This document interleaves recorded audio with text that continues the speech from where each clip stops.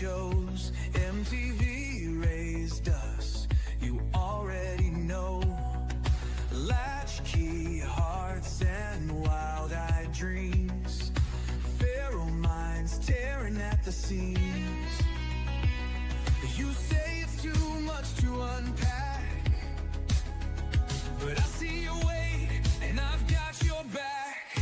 Talk to me, I'm that Gen X friend. No judgment here, just truth and a Walkman blend. We screamed at the world, no one replied, but we danced through it all, yeah, we survived. Good morning, everyone. Welcome back to that Gen X Friend podcast.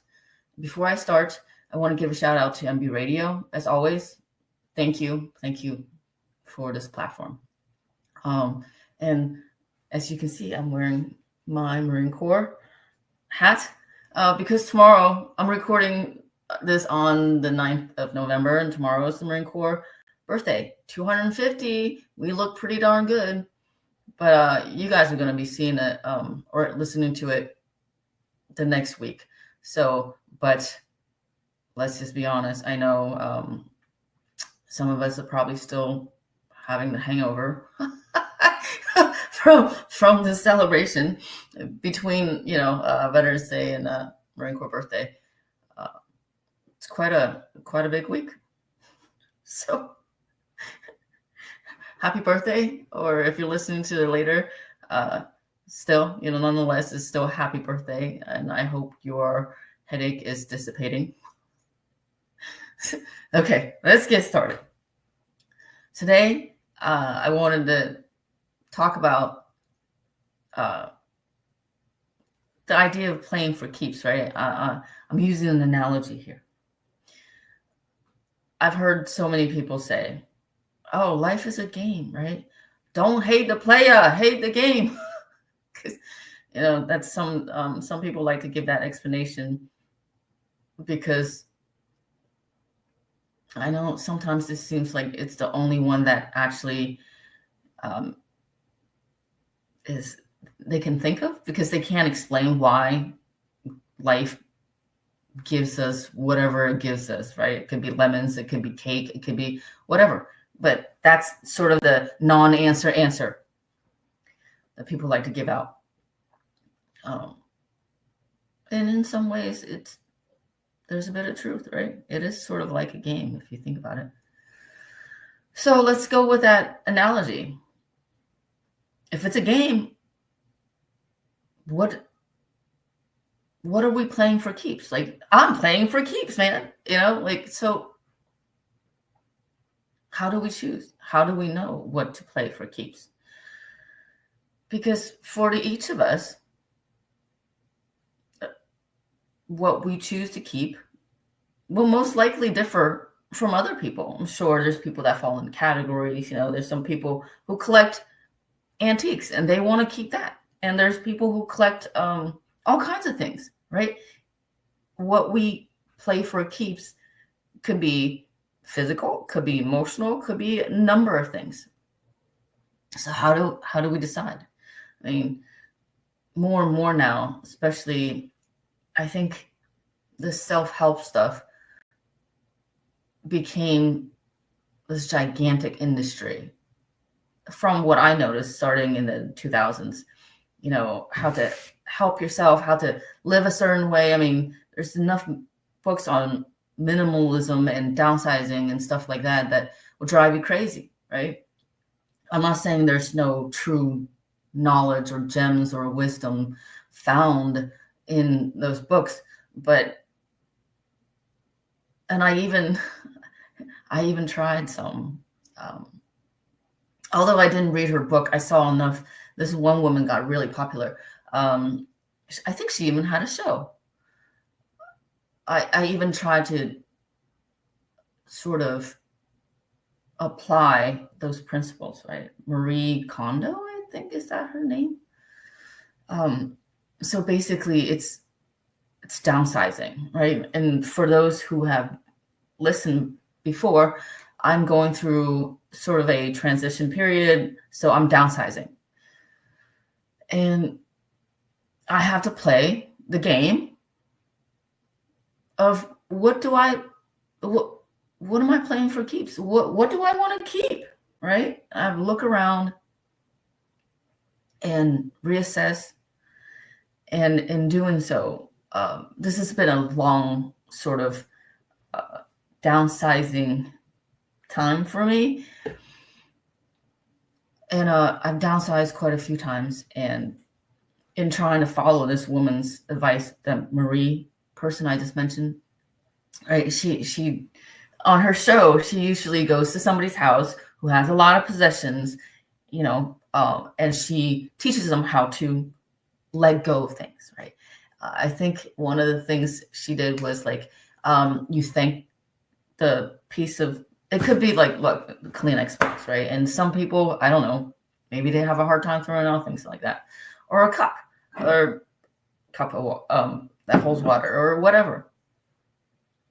And if there's too much of it, she encourages person to thank this piece of this physical thing. Thank you for whatever it brought to them, to their lives. And either donate, let go, throw away, or whatever. There's categories.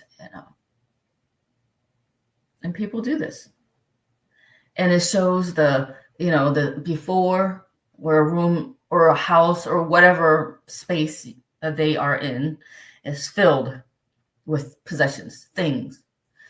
And then they go through this process. Of course, it's a TV show, so it's not going to show the nuances, the entirety of this process to the viewer. And then it shows some people have issues, like problems letting some things go, whether it's due to sentimental value or whatever, just inability to let go. And then 30 minutes later, or is it an hour or whatever, it doesn't even matter. That time is kind of trivial because it's such a condensed time. And at the end of the show, it will show this improved, or not improved, a much spacier room or a house or whatever with less things, right? And that's where it ends. But it doesn't show the aftermath. And this is where I'm trying to share with you guys, because I've learned it's not just the act of letting go. It's a mental, emotional portion that follows it that also really matters, right? Here, this is why I thought about this topic. For those who were active duty, or just people who've moved around a lot. Each time a move comes about, there are things that a lot of times we just choose to carry everything from one place to the next, if it can all fit, right? And we end up accumulating a lot of things, or carrying around a lot of things that we can use that stuff. Why throw away a good thing? Which makes sense. It makes sense, especially with military moves. Oh my God. They are a trip. And that's the nicer part of it. So anyways, because I'm moving, I'm deciding to downsize, right? Like consciously downsize, because the space I'm going to is, I don't think it's smaller, but it's configuration is different. So I just won't be able to take some of the stuff, and nor do I want to. I just don't want to carry this stuff anymore. So I'm deciding to let things go, right? Older things. And this is a fart. I said fart. Fart jokes are great. Sorry about that. Smack. If you guys are listening, I just smacked the table. I didn't know I was going to tell a fart joke. Anyways, this is the part that really got me. I had thrown out a mattress. All right, this mattress I got it when I came back from Okinawa, right? with my young family over 20 years ago. It is old. It was well taken care of. But I'm like, I'm not, and it's the spring mattresses. So the springs are all like digging into your back and stuff like that. I'm like, why would I keep this? But it's still usable. It's true. But I don't want to, it's not comfortable. It's just, and I finally decided this time now to let it go. So I had to go through the whole rigmarole of, to throw out large pieces of furniture for where I live, you have to wrap it, especially if it's a mattress, because, people sleep on it. My son has spilled drinks on it. They don't know what it is because, the garbage people don't want to touch that stuff either. So you have to wrap it. And the day I threw it out, it was going to rain. So I wrapped it multiple times to make sure it stayed dry enough for the workers so they're not carrying like a ton of weight from this wet mattress. So, and as I was doing this, spend the time that I didn't think I needed to spend the time with this mattress that I was throwing out. 20 some years, right? I'm like, yeah, no, I need to get rid of it. But there was like a twinge of sadness, right? Like I brushed it off the whole time. I'm wrapping it. My friend, she was very kind. She came and helped me take it outside in the morning in the rain. Great. And I was actually aware when the garbage trucks came because they're really loud. So I wanted to make sure to visually put eyes on them that they are actually taken away, because I was concerned if they're like, oh no. So I watched them as they put the mattress into the garbage truck. And man, it hurt. Like I was surprised. I was surprised by this, not like weird sadness. I apparently had attached a lot of emotions to this thing, this inanimate object, right? But that's been with me, been mine since 2000s, early 2000s. And I also sold another piece of furniture to my friend. But later that day, this is what really had me thinking. Later that day, I actually cried. Like I felt this sort of weird relief, but emptiness, because I sold a piece of furniture and I threw away the mattress. And I'm thinking, wow. So the furniture I sold wasn't junk, but that mattress, it has long past its life expectancy. Let's just put it that way. Why did I feel this way? And so I had to go and explore it. And now, as the time is coming that I have to, I really do have to start physically moving, I'm thinking more and more about, right? What am I going to keep? What am I playing for keeps for? Like, what is this worth it? Is this piece worth it? Is that piece worth it? Is this thing worth it? And it's been an odd journey, because there are some things that we need. Like it doesn't matter if you say it's worth it or not. You're going to need pots and pans. You're going to need dishes. You're going to need, utensils and towels or whatever, all that stuff. So that sort of makes the decision easier. It's not that part. It's not playing for keeps. It's necessity, right? So that cuts out a large portion of things. But the things that we do want to keep, are we seriously considering them, the meaning that they bring to our lives when we choose to keep them? Another thing is that I used to watch a lot of, I think one channel was Brothers of Decay. So these people, they go and explore abandoned buildings, homes, mostly in Europe, because they have these grand old structures that still have tons of things in there, including books with pictures and stuff like that. And there are some here in America, and I've watched quite a few of them. That's actually one of the reasons why during these last few years, that I decided to downsize, because the homes that they explored were filled with personal items such as pictures, right? Clothes, furniture, just things that will eventually be swallowed up by nature and forgotten, right?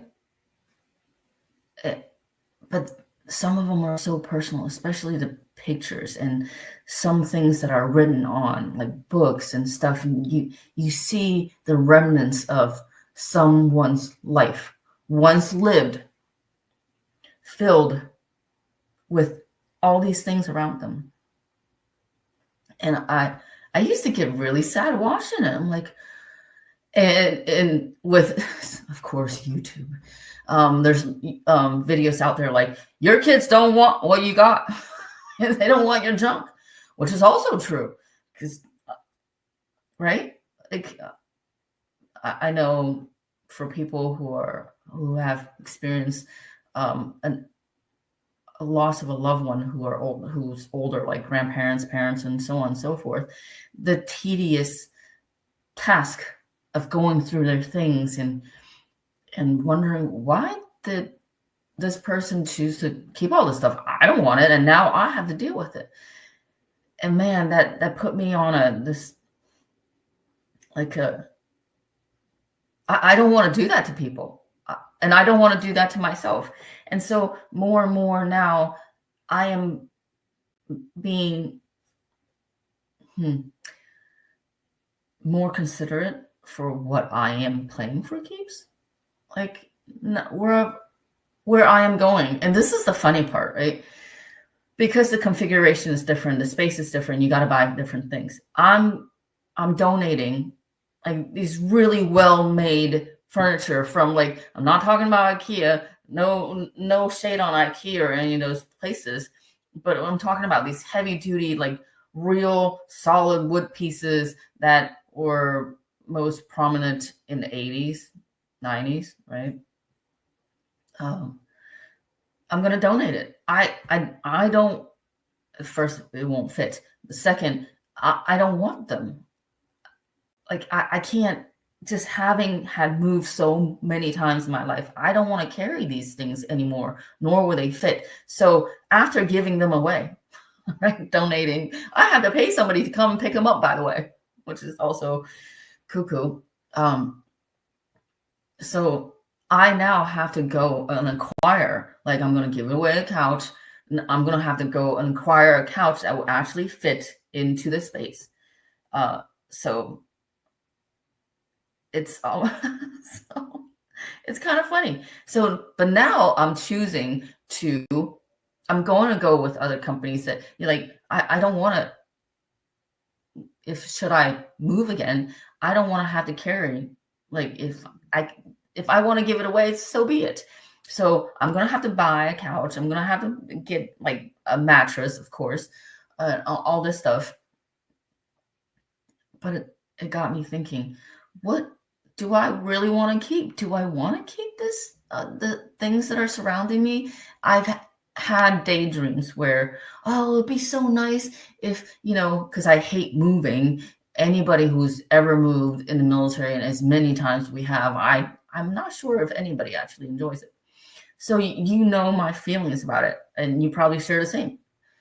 And I'm like, oh, it'd be so nice if needing to move, it would just be my clothes, my, pots, pans, blah, blah, blah. And that's it. No furniture. But that's not realistic. So I still have to play for keeps for some things, but more so now I value the space that I will have, not only in the space that I live, but in my mind, right? And then when I experience things like letting that mattress go, which logically it'd be very easy, for me. I'm like, I'm going to throw it away. But illogical part that I experienced was that the sort of empty sadness that I felt afterwards. And this is where the crux of it comes down to. There are so many people out there saying, you need to do this. There's also something called a Swedish death cleaning. Like, it is literally extreme cleaning, which will be beneficial to some people, right? So there's so many different ways that people recommend, oh, you get rid of this stuff, you get rid of that stuff. But with so many sort of techniques, and they're saying, oh, my method is the best, you should use this. Well, which method is the best? I don't think anybody has the definitive answer. It's up to each of us. Like, if I'll just use this cup, right? Just say I had some, obviously it's good utility because I'm going to be drinking water from it, and I drink my coffee from it. And it came down to it. I'm deciding, and I have other cups. Just say this happened to be my favorite one, right? For whatever reason, doesn't matter. And I'm looking over my cups. I'm like, oh, I know I have like 4 other cups, and I don't want to give away any. And especially, I don't want to give away this one. And I'm arguing with myself. I'm arguing with other people too, right? Because they're trying, oh, you need to downsize. Just say I do give it away. Did it make that much of a difference, right? Is it okay to keep some things because we want it, we enjoy it? Life is not meant to be suffered, right? It shouldn't be suffered. We should learn to live life joyously. No, we're in a situation, right? But to elect suffering just for the sake of, I don't know, qualifying this other person's method as being the best, well, I think that's silly, right? What if you have this? What if, just say, this was given to me by somebody who I love, and they're no longer in my life, and it's just a plain cup to somebody else, but it meant something for me. Why can't I keep it? So I don't think anybody's method is complete and perfect, and doing it won't help you, won't help me get the picture perfect life. Because since watching those videos or shows, a lot of people have since reported, after giving away these things that may seem trivial, that some guru comes into your house, you're like, you need to get rid of this and get rid of that, blah, blah, blah. And because of the heat of the moment thing, you're like, yeah, sure, I'm going to give away everything. It feels so clean. It's the afterwards. It's the nuances, the feelings like, oh, that meant something to me. What? It's not like it was, if I kept it, it was going to clutter up my house or anything. Obviously, if you're on this journey to downsize and letting go and playing for keeps, let's go with that analogy, right? That you are conscious of the need to not hold on to things that are not meaningful, but to let somebody else who comes in who don't understand or know your history to tell you what you should keep and not keep. I think that's a bit silly, and don't fall into that trap, because I've done this before. See, this is I've shared that this is I don't know, the third phase of my downsizing. I've downsized quite a few times over the years, and I've given away things for the sake of downsizing. Then I'm like, dude, what did I do that for? And it was frustrating. I had to then work in my own mind. Like, okay, yeah, well, it's replaceable. You shouldn't assign that much value to something that's you can acquire again, but I didn't need to. And the thing is, that sort of frustrated sense of loss that I felt, for whatever reason, wasn't required. It wasn't necessary. But I was trying to fulfill this image that somebody else told me that I should because it would make me feel better. The point of all this is that if you're going through a journey of downsizing, and don't hate the player, hate the game. Don't become the player that you're hating, because the game told you to do something and you're like, oh, I don't know if I should. Right? There are phases that we will go through. We get to decide what we play for keeps, right? Obviously, there are times when the things we keep, like emotional baggage, I needed an echo, apparently, that we shouldn't keep. But you can't get rid of it just like that. Like, I'm getting rid of the emotional baggage. Really? Right? We have to choose. And it's not an instantaneous thing. It is this progressive thing that we do. We need to take time. We need to consider it. Some of us, we have to work it through in our heads. Some people are like, oh, yeah, I have no attachment, like, to things, right? We're all different. So the whole point is to, you and I are in control. Nobody will know what's important, what may seem trivial, like the example of the cup that I'm using. They don't know the meaning behind it. And if it's not detrimental, right, and you can take time and like, oh, you know what? I'm going to hold on to it for a little while, right? Then do it. But make sure your compass is set in a way that you're not fooling yourself. Like, some of these people are just crazy. We need to get rid of everything. We're not hoarders here. We're not like holding on to things that are rotting away in the house or anything like that. But if you're healthy on that level, take the time to see what valuable things are good for playing for keeps, right? Like pictures. Sure, those are, like, I value like physical pictures. Back in the day, before phones came about, now we all take millions of pictures and nobody ever looks at. I actually love going through old pictures. I'm keeping that. There are things that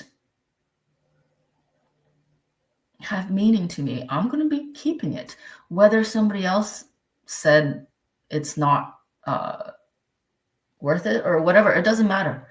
But I had to come to the conclusion after going through all these phases of downsizing or playing for keeps to learn that ultimately what's in our lives, what we keep in our lives, should be decided by us, not by some method, right?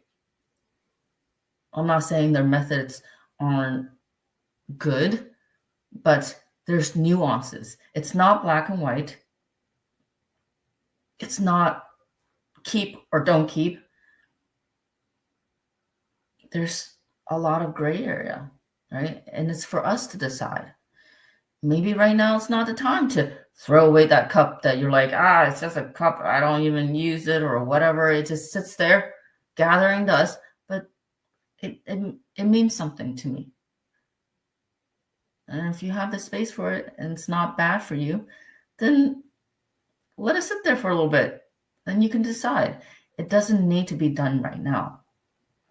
Playing for keeps it's a game. You have to play the game, right? You can't just because just say you throw away something doesn't mean the game ended. The game keeps on going. We're all players, right? So it's a progressive thing. It's let it organically evolve into how you manage what you play for keeps and what you don't. And I find that will be a lot easier because, man, if I can have a nickel every time I said, what did I just, now I have to go get another one. No, because I just gave away this thing. If I had a nickel every time I said that, I'd be rich too. So I'm using nickel because of inflation and also they're getting rid of the penny, right? So there we go. I'm being modern. Is that the word for it? I'm being I'm inclusive for the present day issues. So anyways, but that's what I wanted to share. Play for keeps. And everybody will have their own things that they want to keep that will differ from you. So don't judge people. And don't be so harsh in judging yourself either. Let it be, right? As long as it's not being detrimental. You're not keeping that, I don't know, a year-old bread that's been molding on the counter for another year or for however long.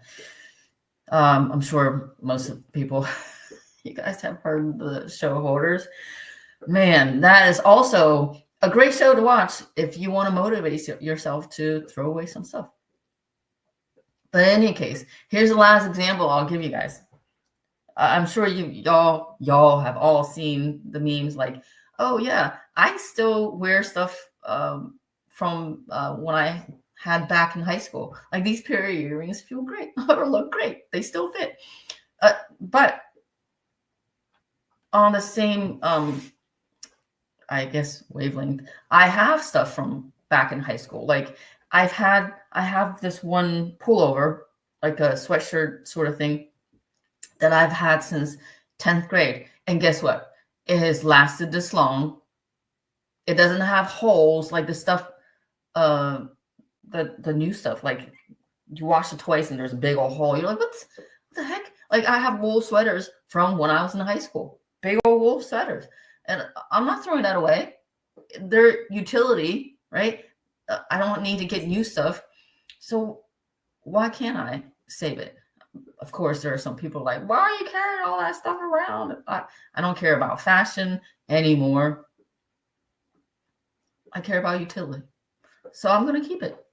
Even though somebody else might snicker at me and be like, no, I can't believe you're still. Yes, I am. And I'm okay with it. So be okay with it. They're not going to be living in your space. They're not going to be wearing your clothes or whatever, right? Well, maybe if, depending on your living situation. But even then, they're not wearing your clothes. So let yourself be in control and don't let all these voices from outside tell you what you should play for keeps. So that's it. Since my fur baby's licking himself quite loudly, I hope you guys can't hear it. He always does stuff like that. In any case, again, happy birthday to the Marine Corps and all the Marines out there. We look pretty darn good. And I know, hopefully you have recovered from your hangover. And if you haven't, drink lots of water. And I will talk to you guys in another 2 weeks. Take care of yourself and be good. You don't have to listen to what other people say is good for your life. Until next time. Talk to you guys later. Justice Jackson, they captured Herman Goring alive. Tell me about him. He's the face of the Nazis. I'm gonna put Goering on trial. Edward escapes the hangman's noose. Very sure of yourself. No man has ever beaten me. Goering has to fall. You don't just have to win, you have to be flawless. You're walking into a trap. Knowing what we know now, would you still follow Adolf Hitler? Nuremberg, rated PG-13, now playing only in theaters. Ladies and gentlemen, thank you for tuning in to Military Broadcast Radio. As we wrap up today's show, we want to remind you that the podcast of today's episode will be available right after we go off the air. So if you missed any part of the show or want to listen again, be sure to check it out. And remember, we're here to support and honor our veterans. Your stories and experiences matter, and we are committed to giving you a platform to share them. That's right. We're here to give our veterans a voice. So don't forget to catch the podcast and stay connected with us. Giving our veterans a voice.